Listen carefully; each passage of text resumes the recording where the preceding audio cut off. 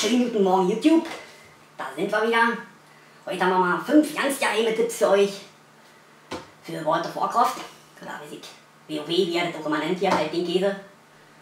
Der erste Tipp, kauft euch den Scheiß nicht, das ist der letzte Käse, der letzte Dreck, Zeitverschwendung, Bullshit, weg damit, braucht man nicht. Wenn ihr den Fehler schon begangen habt, das ist jetzt Tipp Nummer 2, den Dreck zu kaufen. Am besten in eine Mülltonne schmeißen, Mülleimer, zack, oder Mutter geben, dass es mitnimmt, in eine Müllentsorgung entsorgt oder was weiß ich, keine Ahnung. Lasst euch da was einfallen, entsorgt den Müll.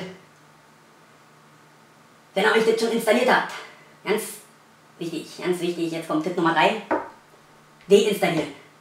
Ganz wichtig, runter den Scheiß, ganz wichtig, weg den Müll. Kann sich keiner antun, da werdet ihr nur dumm im Kopf. Das könnt ihr nicht brauchen, geht lieber ein bisschen raus in die Sonne, oder was weiß ich, aber nicht den Scheiß spielen. Ich weiß nicht, wie die meisten darauf kommen, sich den Dreck zu installieren. Aber wenn ihr einen Fehler begangen habt, deinstalliert den Scheiß.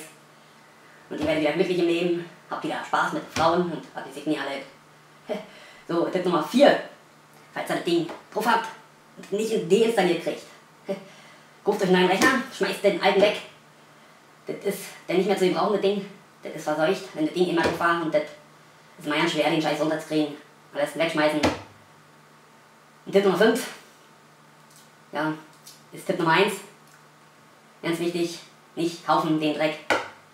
Ihr werdet davon echt dumm im Kopf, spielt den Scheiß nicht, guckt euch den Scheiß auf YouTube an. Da sind so viele dumme Kinder, die den Dreck spielen. Die werden nie wieder glücklich im Leben.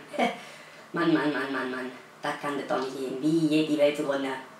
Aber bald ist der vorbei, am 23. ist der Untergang. Ha! Und dann sind wir alle erlöst. Gut, das waren unsere 5 Tipps für das Käsespiel hier. Also, schön merken, einprägen, Rinnhämmern im Kopf. Und das Leben geht weiter, Leute. Bis dann, haut rein!